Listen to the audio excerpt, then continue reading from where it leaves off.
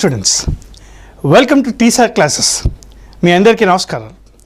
నా పేరు సతీష్ పెండియాల. ఈరోజు ఇక్కడ ఇండియన్ పాలిటీ కాన్స్టిట్యూషన్ అనే టాపిక్ని డిస్కస్ చేయడానికి ఈ క్లాసెస్ ద్వారా మీ ముందుకు రావడం జరిగింది. మనకి టీజీపీఎస్సి గ్రూప్ 1 కానివ్వండి, గ్రూప్ 2 కానివ్వండి, గ్రూప్ 3 కానివ్వండి, గ్రూప్ 4 కానివ్వండి, ఇదే కాకుండా మీరు యూపీఎస్సీ ఎగ్జామ్ తీసుకున్న భారత రాజ్యాంగం అనేది భారతదేశంలో ఒకే రాజ్యాంగము, ఒకే సబ్జెక్టు. మీరు రాజ్యాంగం అనే సబ్జెక్ట్ని మీరు తరోగా చదువుకుంటే యూపీఎస్సీ దగ్గర నుంచి అన్ని ఎగ్జామ్స్కి కూడాను చాలా యూస్ఫుల్గా ఉంటుంది. మరి అసలు ఇండియన్ పాలిటీ కాన్స్టిట్యూషను, గవర్నెన్స్ అనే టాపిక్స్లో మనం ఏం చూడబోతున్నాం, రాబోయే క్లాసెస్లో ఏ అంశాల మీద డిస్కస్ చేయబోతున్నాం, ఇవన్నీ కూడాను ఈ క్లాస్లో చర్చిద్దాం. అదే కాకుండా సిలబస్ డిస్కషనే కాకుండా అసలు పాలిటీ అంటే ఏంటి, కాన్స్టిట్యూషన్ అంటే ఏంటి, రెండింటి మధ్యలో డిఫరెన్స్ ఏంటి, గవర్నెన్స్ అంటే ఏంటి, ఈ పదాల యొక్క డెఫినేషన్ కూడా ఈ క్లాస్ ద్వారా మీరు నేర్చుకోబోతున్నారు. So now let us start. ఈ కోర్స్ ద్వారా మనము ఏం కవర్ చేస్తాం, ఏ అంశాలు కవర్ చేస్తాం, ముఖ్యంగా మీ ప్రిలిమ్స్కి, మీ ఎంసీక్యూ మాడ్యూల్స్కి ఏవైతే అవసరం వస్తాయో అవన్నీ కూడా మన టీసాట్ క్లాసెస్ ద్వారా మీకు రావడం జరుగుతుంది. ఈ కోర్స్ కనుక మీకు కరెక్ట్గా అయ్యి మీరు నోట్స్ తయారు చేసుకుంటే ఏ పుస్తకాలలో, అంటే ఇక్కడ కొన్ని పుస్తకాలు కనపడుతున్నాయి మీకు, ఇక్కడ చూడండి, రైట్, ఎన్సీఈఆర్టీ పుస్తకాలు అంటారు. ఇది ఎన్సీఈఆర్టీ పుస్తకాలలో చాలా ప్రాముఖ్యమైన పుస్తకాలు. మన యూపీఎస్సీకైనా గ్రూప్ 1 ఎగ్జామ్స్కైనా ప్రిలిమ్స్కి ఎన్సీఈఆర్టీ నుంచే క్వశ్చన్స్ వస్తున్నాయి. మనకి సుమారుగా 15 నుంచి 17 క్వశ్చన్లు పాలిటీ నుంచి కవర్ అవుతాయి. మీకు కట్ ఆఫ్ సపోజ్ 100కి కట్ ఆఫ్ అనేది ఒక 60 నుంచి 70 ఉంటుంది.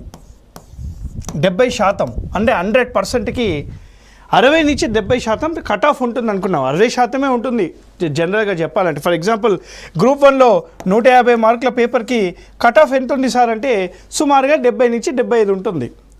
75 కానీ 80 మార్కులు వేసుకున్నా కూడా 60% కదా. ఈ 60%లో అంటే 60% అని అంటే 80 మార్కులు అనుకోండి. ఈ 80 మార్కులలో 15 నుంచి 17 మార్కులు పాలిటీ అనే సబ్జెక్ట్ నుంచి ఉంటుంది. మీరు ఎప్పుడైనా పాలిటీ అనే సబ్జెక్టు ఎంత పర్సంటేజ్ కవర్ చేస్తుంది సార్ అని ఒక క్వశ్చన్ వచ్చినప్పుడు కట్ ఆఫ్లో చూసుకోండి. కట్ ఆఫ్లో సుమారుగా 20 నుంచి 25% ఆఫ్ ద మార్క్స్ పాలిటీ నుంచి వస్తాయి. సార్ మరి 20 నుంచి 25% మార్కులు వస్తాయి, బాగానే ఉంది. పాలిటీ అనే సబ్జెక్టు చాలా ఈజీ అని అంటారు, స్కోరింగ్ అని అంటారు. అది ఎందుకు సార్ అని అంటే ద ఓన్లీ రీజన్ ఈజ్, ఒక్కసారి మనము పాలిటీ నేర్చుకుంటే మర్చిపోము. వేరే జిఎస్ సబ్జెక్ట్స్ తీసుకుంటే ఈ సబ్జెక్ట్కి అక్యురసీ అనేది ఎక్కువగా ఉంటుంది. మీరు 10 క్వశ్చన్లకి ఆన్సర్ పెట్టేసి వస్తే 8 నుంచి 9 మార్కులు ఖచ్చితంగా వస్తాయి. 90% అక్యురేట్గా పెట్టొస్తారు. అదే ఈ సబ్జెక్ట్ యొక్క ప్రాముఖ్యత. ఇక్కడ మీరు ఎన్సీఈఆర్టీ కోర్సెస్ చూసుకుంటే ముందుగా ఇండియన్ కాన్స్టిట్యూషన్ ఎట్ వర్క్, అదే కాకుండా పొలిటికల్ థియరీ క్లాస్ 11th చెందిన పొలిటికల్ థియరీ, అదే కాకుండా politics in India since independence class 12th, ఇదే కాకుండా democratic polity 1, democratic polity 2 10th class subjects. ఈ ఎన్సీఈఆర్టీకి సంబంధించిన ఈ బుక్కులలో ఉండే థియరీని కన్సైజ్ చేసి టీసాట్ క్లాసెస్ ద్వారా మీ అందరికీ ఇవ్వడం జరుగుతుంది. ఎవరైనా ఇప్పుడే ప్రిపేర్ అవ్వకున్న విద్యార్థి ఉంటే ఆ విద్యార్థి ఈజీగా ఈ యొక్క కోర్స్ని బేస్ లాగా, ఫౌండేషన్ లాగా తీసుకొని అతని యొక్క ప్రిపరేషన్ని కొనసాగించవచ్చు. సార్ ఇవంటే ఎన్సీఈఆర్టీ బుక్కులు. మరి ఎన్సీఈఆర్టీ కాకుండా మనకి స్టాండర్డ్ పుస్తకాలు ఉంటాయి. మరి స్టాండర్డ్ పుస్తకాలు కూడా కవర్ అవుతుందా సార్ అంటే ముఖ్యంగా ఒక 4 పుస్తకాలు ఉన్నాయి. 4 పుస్తకాలు పక్కన పెట్టేస్తే ముఖ్యంగా ఈ పుస్తకం చూడండి. మనకి ఇండియన్ పాలిటీ బై లక్ష్మీకాంత్ గారిని రాసిన ఇండియన్ పాలిటీ అనే పుస్తకము బైబుల్ ఆఫ్ ఇండియన్ పాలిటీ అని అంటారు కాంపిటేటివ్ ఎగ్జామ్స్లో. ఈ ఇండియన్ పాలిటీ బై లక్ష్మీకాంత్ని కన్సైజ్ చేసి ఈ కోర్సులో మీకు ఇవ్వడం జరుగుతుంది. అదే కాకుండా ఇదిగోండి DD Basu introduction to Indian polity or Indian constitution of India అని ఒక బుక్ ఉంటుంది. డిడి బసు గారు రాసింది. డిడి బసు అయినా పర్లేదు, పిఎం బక్షి అయినా పర్లేదు. ఈ 2 పుస్తకాలలో ఏదైనా ఒక పుస్తకం మీరు ఖచ్చితంగా మెయిన్స్ పర్స్పెక్టివ్లో చదువుకోవాలి. అదే కాకుండా our parliament by Subhash Kashyap. ఇప్పుడు పార్లమెంట్ యొక్క పనితీరు, రైట్, పార్లమెంట్ యొక్క పనితీరు, పార్లమెంట్ ఎలా పనిచేస్తుంది, పార్లమెంట్లో ఏ వర్గాలు ఉంటాయి, పార్లమెంట్లో స్పీకర్ యొక్క పొజిషన్ ఏంటి, పార్లమెంట్లో devices used in the parliament అంటే మనకి కాల్ అటెన్షన్ మోషన్ కానీ, ప్రివిలేజ్ మోషన్ కానీ, అడ్జార్న్మెంట్ మోషన్ కానీ, లేదా సెన్సర్ మోషన్ కానీ, లేదా ఈ మన నో కాన్ఫిడెన్స్ మోషన్ కానీ, లేదా కాల్ అటెన్షన్ మోషన్ కానీ, ఇలాంటి ఎన్నో రెజల్యూషన్స్ అనేవి ఉంటాయి. ఒక వ్యక్తి పైన ప్రివిలేజ్ మోషన్స్ జారీ చేసి ఆ వ్యక్తిని సస్పెండ్ చేయాలంటే పద్ధతి ఏముంటుంది, ఒక బిల్లుని పాస్ చేసే విధానం ఎలా ఉంటుంది, అసలు మోషన్స్ అంటే ఏంటి, పార్లమెంట్లో ఉండే మోషన్స్ అంటే ఏంటి, బడ్జెట్ అంటే ఏంటి, ఓట్ ఆఫ్ థ్యాంక్స్ ధన్యవాద తీర్మానం అంటే ఏంటి, ఇలాంటి ఎన్నో అంశాలపైన సుభాష్ కశ్యప్ గారు మనకి అవర్ పార్లమెంట్ అనే ఒక పుస్తకంలో ఆయన మొత్తం కూడా డీటెయిల్డ్గా వర్కింగ్ ఆఫ్ ద పార్లమెంట్ గురించి రాయడం జరిగింది. ఇది చాలా ఇంపార్టెంట్ పుస్తకము. దీంట్లో ఉండే మనకు కావాల్సిన కంటెంట్ని ఈ కోర్సులో ఇవ్వడం జరిగింది. అదేవిధంగా మీరు Indian polity, constitution and governance, ఇది కొద్దిగా డీటెయిల్డ్గా కొంచెం డెప్త్లో ఉంటుంది. ఈ బుక్లో ఉన్న కంటెంట్ కూడాను మీకు కవర్ అవుతుంది. మీనింగ్ సో ఇక్కడ 4 బుక్లు ఏవైతే కనిపిస్తున్నాయో స్టాండర్డ్ బుక్స్, ఆ స్టాండర్డ్ బుక్సే కాకుండా మనకి ఈ 4 ఎన్సీఆర్టీ పుస్తకాలలో ఉండే అంశాలు కూడా ఈ యొక్క కోర్స్ ద్వారా మీకు కొంచెం డీటెయిల్గా, క్రిస్ప్గా, ప్రిసైజ్గా మీకు చెప్పడం జరుగుతుంది. ఎవరైతే ఇప్పుడే group 1, group 2, UPSC, group 4, group 3 exams prepare అవుదాం అనుకుంటున్నారో, డిఏఓ ఎగ్జామ్ ప్రిపేర్ అవుదాం అనుకుంటున్నారో, లేదా ఏ ఎగ్జామ్ ప్రిపేర్ అవుదాం అనుకున్నా, బ్యాంక్ ఎగ్జామ్తో సహా పాలిటీ అనేది ఈ కోర్స్ అనేది నమ్ముకొని ముందుకు వెళ్ళిపోవచ్చు. మీరు చేయాల్సిన ఒకటే పని నా కోసం, అదేంటంటే మీరు క్లాస్ వినేటప్పుడు నోట్స్ రాసుకోవడము, టర్మినాలజీని బైహార్ట్ చేసుకోవడము, టర్మినాలజీని అర్థం చేసుకోవడము, కాన్సెప్ట్ని అర్థం చేసుకోవడము, ఇవే కాకుండా దీనికి సంబంధించిన కొన్ని ఎంసీక్యూస్ని ప్రాక్టీస్ చేయడము. ఇవి చేస్తే పాలిటీ అనేది మీ చేతిలో ఉన్నట్టే 15 నుంచి 17 మార్కులు మీకు ఎక్కడికి పోవు. మరి అసలు దీంట్లో ఏం కవర్ చేస్తున్నాం, అసలు ఏం చూస్తాం, అవన్నీ చూసే ముందు ఫస్ట్ మనము ఇది కూడా ఉంటుంది. ఇది ఒక విషయం చెప్పడం మర్చిపోయాను. ఈ కోర్స్ ద్వారా అసలు పాలిటీ అనే సబ్జెక్టే సుప్రీంకోర్టు యొక్క జడ్జిమెంట్స్ మీద ఆధారపడి ముందుకెళ్తుంది. మనకి పాలిటీ అనేది స్టాటిక్, రాజ్యాంగంలో 396 ఆర్టికల్స్ ఉంటాయి. ఈ ఆర్టికల్స్ చదివేస్తాము సరిపోతుందని అనుకుంటారేమో, కానీ ప్రతిసారి ప్రతి టైంలో ప్రతి విషయం మీద సుప్రీంకోర్టు అనేకమైన సమీక్ష చేస్తూ ఉంటుంది. ఈ సమీక్షలన్నీ కూడాను మనకి సుప్రీంకోర్టు జడ్జిమెంట్స్ ద్వారా వస్తాయి. ఈ జడ్జిమెంట్స్ అన్నీ కూడాను మనకి చాలా ముఖ్యమైన జడ్జిమెంట్స్ కొన్ని ఉంటాయి. For example SR Bommai case కానివ్వండి, కేశవానంద భారతి కేసు కానివ్వండి, అదేవిధంగా మనకి గోలకనాథ్ కేసు కానివ్వండి, ఐఆర్ కోహ్లీ కేసు కానివ్వండి, లేదా శంకరీ ప్రసాద్ కేసు కానివ్వండి, లేదా చెంపకదొరై రాజన్ కేసు కానివ్వండి, ఇలా ఒక 20 నుంచి 25 కేసులు మనకి స్టాటిక్లోనే ఉంటాయి. ఈ సుప్రీంకోర్టు కేసెస్ అన్నీ కూడాను మనం కవర్ చేస్తాం. సార్ మనకి రీసెంట్గా కరెంట్ రిలేటెడ్గా ఉన్న సుప్రీంకోర్టు కేసెస్ కూడా వస్తాయంటే as subject demands we will take up that also. For example electoral bond case, లేదా మనకి రీసెంట్గా జనహిత్ అభియాన్ ఈడబ్ల్యూఎస్ కేస్, ఇవన్నీ కరెంట్ రిలేటెడ్గా ఉన్న కేసులు అనమాట. అవి కూడా చూడడం జరుగుతుంది. ఈరోజు వరకు రాజ్యాంగం అనేది 106 సార్లు సవరించారు. Constitution has been amended 106 times. అంటే 106 సార్లు రాజ్యాంగాన్ని సవరించడం జరిగింది.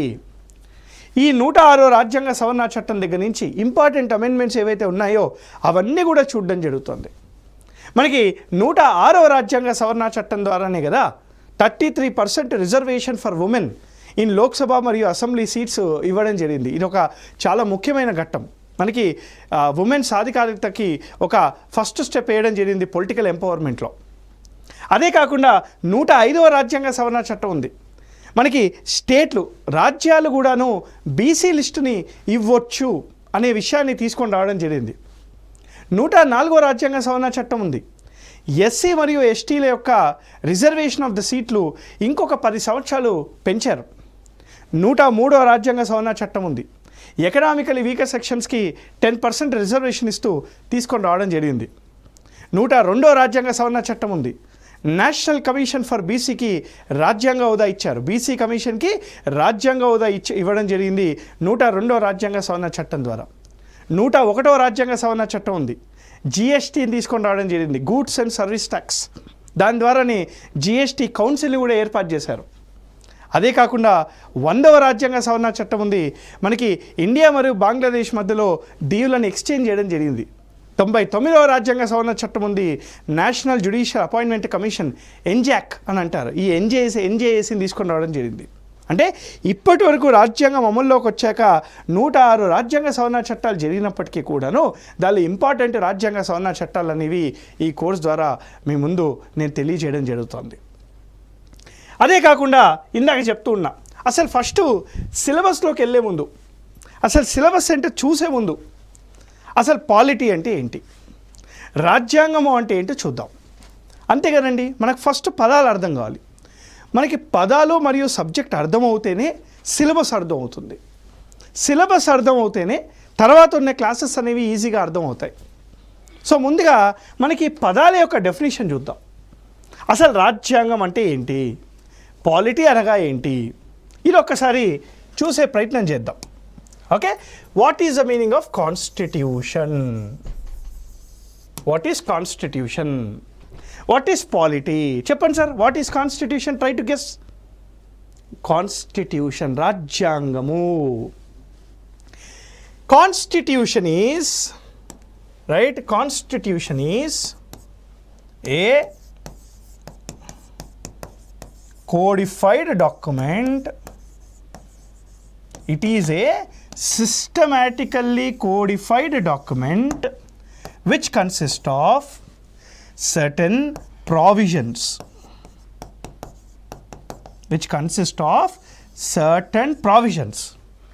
What are these provisions? These provisions are like rules, regulations, schedules, articles, etc. రాజ్యాంగం అంటే ఏంటి sir? Constitution is nothing but it is a codified document. It is a codified document. What is the meaning of codified? Systematic. మన book లాగా ఉండదు ఇది, జర మంచిగా ఉంటుంది అనమాట. జర సిస్టమేటిక్గా రాసిన ఒక పుస్తకము, ఒక గ్రంథము, సిస్టమేటిక్గా రాసిన ఒక డాక్యుమెంటు. ఏముంటాయి దీంట్లో? This document consist of certain provisions. It consist of certain dos, don'ts. It consist of certain guidelines. అంటే దీని ద్వారా మనకి రాజ్యాంగం అనే ఒక పుస్తకం ద్వారా ఏది సమాజంలో చెయ్యాలో, ఏది సమాజంలో చెయ్యకూడదో, ఎలాంటి అంశాలు మనము పాటించాలో, ఎలా ప్రవర్తించాలో, మన ప్రవర్తన ఎలా ఉండాలో, ఇవన్నీ కూడా ఈ యొక్క పుస్తకం ద్వారా మనకు తెలుస్తుంది. అని మన ఫర్ ఎగ్జాంపుల్, మీరు ఎప్పుడైనా ఏదైనా షాప్కి వెళ్ళారనుకోండి, మీరు ఒక వాషింగ్ మెషిన్ కొన్నారు లేదా ఒక టీవీ కొన్నారు. మీరు టీవీ కొన్నప్పుడు టీవీ బాక్స్ ఓపెన్ చేస్తే ఒక మాన్యువల్ బయటికి ఇస్తే, ఒక మాన్యువల్ బుక్ లాంటిది ఉంటుంది. మనం దానిలో టీవీ మొత్తం ఉన్నాయా అని చెప్పి చూస్తాము, అదేదో అర్థం కాదని చెప్పి పక్కన పెట్టేస్తాం. కానీ ఆ మాన్యువల్ కనుక మీరు కరెక్ట్గా అర్థం చేసుకుంటే, ఆ మాన్యువల్లో టీవీ అనేది ఎలా ఆపరేట్ చేయాలి, టీవీ అసెంబ్లీ ఎలా చేయాలి, టీవీలో ఏమేమి ఉంటాయి, ఎలా దాన్ని ఏ విధంగా దాన్ని యూజ్ చేయాలి, ఇవన్నీ విషయాలు ఆ యొక్క గైడ్ బుక్, ఆ యొక్క మాన్యువల్లో రాసుంటాయి. ఒక చిన్న టీవీ కొంటేనే ఒక చిన్న పుస్తకం ఇస్తే, ఇంత పెద్ద దేశాన్ని ముందుకు తీసుకెళ్ళాలి అని అంటే మనకంటూ ఒక పుస్తకం ఉండాలి కదా. ఆ పుస్తకంలో రాసిన దాని ఆధారంగానే రాజకీయాలు, వ్యవస్థలు, మనుషులు ప్రవర్తించాలి. అదే రాజ్యాంగము. Constitution is nothing but it is a codified document which consists of certain provisions. It is like a guideline. It provides certain guidelines to the nation. It ensures what to do and what not to do. It talks about do's and don'ts. It talks about how society functions. మన రాజ్యాంగము ఎలా ఉందో మన ప్రవర్తన, మన రాజకీయాలు, మన వ్యవస్థ అలా ఉంటుంది. అమెరికా అలా ఉంది సార్ అంటే వాళ్ళ రాజ్యాంగం ప్రకారంగా అలా ఉంటుంది. నార్త్ కొరియా అలా ఉండేం సార్, వాళ్ళ రాజ్యాంగం ప్రకారంగా అలా ఉంటుంది. భారతదేశం ఏం సార్ ఇంత చక్కగా ఉంది, మన రాజ్యాంగం ఇలా ఉంది కాబట్టి ఇంత చక్కగా ఉంది. అంటే constitution is nothing but it is a codified document which consist of certain rules, provisions, schedules, articles, etc. Indian Constitution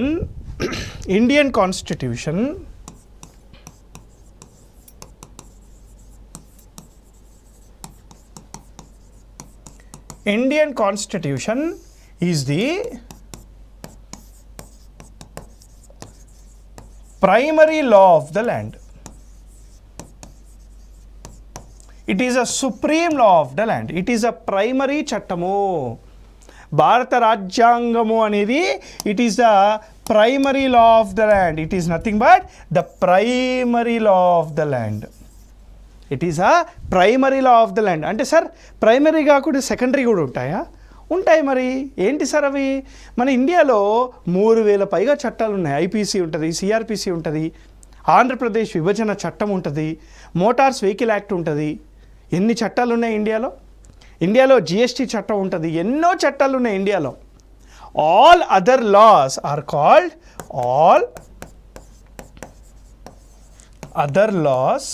called secondary laws. వేరేవన్నీ కూడాను సెకండరీ చట్టాలు అని అంటాము. ఇండియాలో ప్రైమరీ చట్టం ఒకటే. ఏంటి సార్ అది? రాజ్యాంగము. మిగతా చట్టాలన్నీ ఏమనాలి సార్? సెకండరీ చట్టాలు అనాలి. ఆల్ సెకండరీ లాస్, అన్ని సెకండరీ చట్టాలు కూడా they have to follow abide primary law. Secondary చట్టాలన్నీ కూడాను ప్రైమరీ చట్టానికి అనుకూలంగానే ఉండాలి. అనుకూలంగా లేకపోతే ఆ యొక్క సెకండరీ చట్టాన్ని ఇన్వాలిడ్ లేదా అన్కాన్స్టిట్యూషనల్గా డిక్లేర్ చేస్తుంది న్యాయ వ్యవస్థ. ఏదైనా ఒక సెకండరీ చట్టము ప్రైమరీ చట్టానికి విరుద్ధంగా ఉంటే ఆ చట్టాన్ని న్యాయ వ్యవస్థ న్యాయ సమీక్ష ద్వారా ఆ చట్టాన్ని ఏం చేస్తుంది? ఇన్వాలిడ్ లేదా అన్కాన్స్టిట్యూషనల్గా డిక్లేర్ చేసే హక్కు ఉంటుంది. Is this clear sir? What is the meaning of Constitution? Constitution is a codified document which consists of certain rules, regulations, provisions, etc. Constitution is like a guideline to the country. Constitution provides do's and don'ts. Indian Constitution is a primary law of the land. All other laws are called secondary laws. All secondary laws must follow and should be below the Constitution of India. If the secondary laws are not following the Constitution, the judiciary, by the process called judicial review, will declare that law as invalid and unconstitutional. న్యాయ వ్యవస్థ న్యాయ సమీక్ష ద్వారా ఆ యొక్క secondary చట్టాన్ని invalid మరియు అన్కాన్స్టిట్యూషనల్గా declare చేస్తుంది. అర్థమవుతుందా అందరికీ? ఇది వాట్ ఈస్ కాన్స్టిట్యూషన్ అని. మరి సార్ వాట్ ఈస్ పాలిటీ? మీకు రాజ్యాంగం అంటే ఏంటో అర్థమైంది కదా. మరి పాలిటీ అంటే ఏంటి చెప్పండి sir. What is the meaning of polity?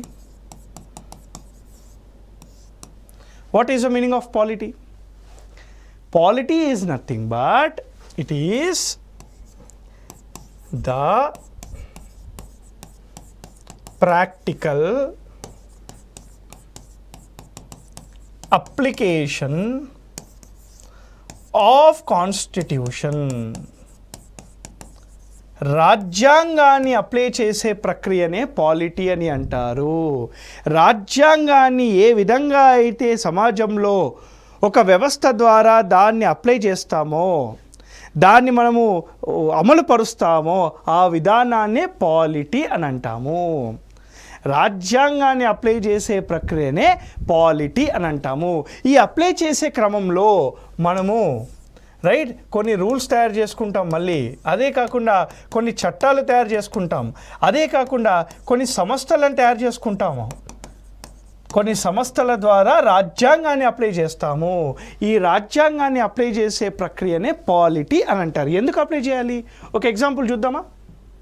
ఒక ఎగ్జాంపుల్ చెప్తాను చూడండి. ఫర్ ఎగ్జాంపుల్ రీసెంట్గా మేము రీసెంట్ టైమ్స్లో మనకు బాగా ఇష్టమైన ఒక చూసిన మూవీ పేరు ఏంటి? ఏదైనా ఒకటి చెప్పండి మీకు. దేవరా. Okay fine. సో ఒక మూవీ చూస్తున్నాం మనం, దేవరా. దేవరా అనే ఒక మూవీ చూసారు కదా మీరంతా, రైట్? దేవరా అనే ఒక మూవీ మనం థియేటర్లోకి వెళ్ళి చూసాం. దేవరా అనే ఒక మూవీని మనం థియేటర్లోకి వెళ్ళి చూసే ముందు దీనికి థియేటర్లో రిలీజ్ అవ్వాలంటే ఫస్ట్ ఏం కావాలి? దానికి సర్టిఫికేట్ ఇస్తారు. ఏమని? ఇది యూ అని, యూబీఏ అని, అడల్ట్ ఫిల్మ్ అని, ఇట్లా కొన్ని సర్టిఫికేట్లు ఇస్తారు. ఎవరు ఇస్తారు ఈ సర్టిఫికేటు? ఈ సర్టిఫికేట్ ఇచ్చే సంస్థ పేరు ఏం చెప్పండి? దీన్ని సిబిఎఫ్సి అని అంటారు. సంస్థ పేరు central board of film certification అనే ఒక సంస్థ ఆ మూవీని చూసి ఆ మూవీకి ఒక సర్టిఫికేట్ ఇస్తే, ఓకే చేస్తేనే ఈ యొక్క దేవరా అనే ఒక మూవీని మనము థియేటర్లోకి వెళ్ళి చూస్తాం కదా. ఈ central bureau of film certification అనే సంస్థకి ఈ మూవీస్కి సర్టిఫికేట్ ఇచ్చే అధికారం ఎక్కడి నుంచి వచ్చింది? Cinematography act. There is a law called cinematography act. ఈ సినిమాటోగ్రఫీ చట్టం ద్వారా సిబిఎఫ్సి అనే సంస్థని ఏర్పాటు చేసి ఈ సంస్థ ఈ అన్ని మూవీస్ని సమీక్షించి దానికి గో హెడ్ అనే ఒక సర్టిఫికేట్ ఇస్తేనే మనము మూవీ చూస్తాం కదా. సినిమాటోగ్రఫీ చట్టం ఎవరు తయారు చేశారు? ఎవరు తయారు చేశారు సార్ అంటే పార్లమెంటు తయారు చేస్తుంది. అంటే పార్లమెంట్కి చట్టం చేసే అధికారం ఉంది కాబట్టి పార్లమెంట్ ఒక చట్టం చేస్తే ఆ చట్టం ద్వారా నిర్మించిన ఒక సంస్థ ద్వారా ఒక సర్టిఫికేట్ వస్తే మనం మూవీ చూస్తాం. పార్లమెంట్ చట్టం చేసే అధికారం ఎవరిచ్చారు? పార్లమెంట్కి చట్టం చేసే అధికారం ఎవరిచ్చారు సార్? రాజ్యాంగము, కాన్స్టిట్యూషన్ ఆఫ్ ఇండియా. అంటే రాజ్యాంగము పార్లమెంట్కి చట్టం చేసే అధికారం ఇస్తే, పార్లమెంట్ ఈ చట్టం చేస్తే, ఈ చట్టం ద్వారా దీన్ని మనము ఎస్టాబ్లిష్ చేస్తే, ఈ సంస్థ సర్టిఫికేట్ ఇస్తే, ఆ సర్టిఫికేట్ ద్వారా మన ఫేవరెట్ అయిన దేవరా అనే మూవీని థియేటర్కి వెళ్ళి చూడడం జరిగింది. దీన్నే ఏమంటారు sir? What is this call? The practical application of polity or రాజ్యాంగము. ద ప్రాక్టికల్ అప్లికేషన్ ఆఫ్ రాజ్యాంగము or constitution is called polity. దీనే పాలిటీ అని అంటాం. రాజ్యాంగాన్ని అప్లై చేసే విధానము, రాజ్యాంగం ఎలా అప్లై అవుతుంది అని తెలిసే విధానాన్ని, అన్ని ఆచరించే పద్ధతిని, సంస్థలని ఇప్పుడు చూడండి. ఈ రాజ్యాంగాన్ని అప్లై చేసే ప్రక్రియలో మనం ఏమేమి సంస్థలు పెట్టుకున్నాం చూడండి. పార్లమెంట్ ఒక సంస్థ పెట్టాము, చట్టం ఒకటి చేసాము, ఈ సిబిఎఫ్సి అనే ఒక సంస్థను పెట్టాము, థియేటర్లు ఉంటాయి, సర్టిఫికేట్ ఇస్తారు, ఈ సర్టిఫికేట్ ఇవ్వడానికి కొన్ని రూల్స్ ఉంటాయి. దీన్నే పాలిటీ అని అంటాం. ఇదిగోండి ఇక్కడ రాసాను చూడండి. ఇదిగోండి ఈ రాజ్యాంగాన్ని అప్లై చేసే ప్రక్రియలో మళ్ళీ కొన్ని రూల్స్ ఉంటాయి, చట్టాలు ఉంటాయి, సంస్థలు కూడా ఉంటాయి. ఎందుకు సార్? అసలు ఏమొస్తుంది? ఇప్పుడు రాజ్యాంగం అంటే ఏంటి? It is a codified document which consist of certain rules, regulations, provisions which is a primary law of the land. All other laws are called secondary laws. All secondary laws must follow the constitution of India. బాగుంది. Polity అంటే ఏంటి sir? The practical application of the constitution is called polity. ఇది బాగుంది. అసలు ఎందుకు sir? What is the purpose? The purpose of application, the main objective of following the constitution, the main objective of applying the constitution, the main objective of political process ఎందుకు తెలుసా? పాలన కోసము. It is for governance. ఏ పాలన కోసము? మంచి పాలన కోసము, గుడ్ గవర్నెన్స్. ఏమంటారు సార్ దాన్ని? Good governance. So we have good governance. పాలన, సుపరిపాలన. అదే కాకుండా the end objective is inclusive growth. Not only that, sustainable development. Sustainable development. అదే కాకుండా we have something called social order to ensure social order.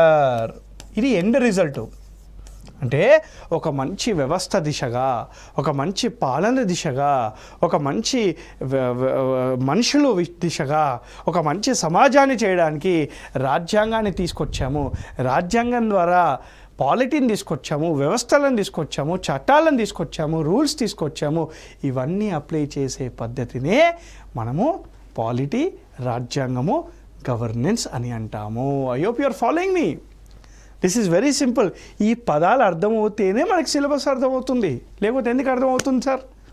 Are you following? So this is your polity, this is your constitution. What is polity, what is constitution? ఇది అర్థమైంది కదా.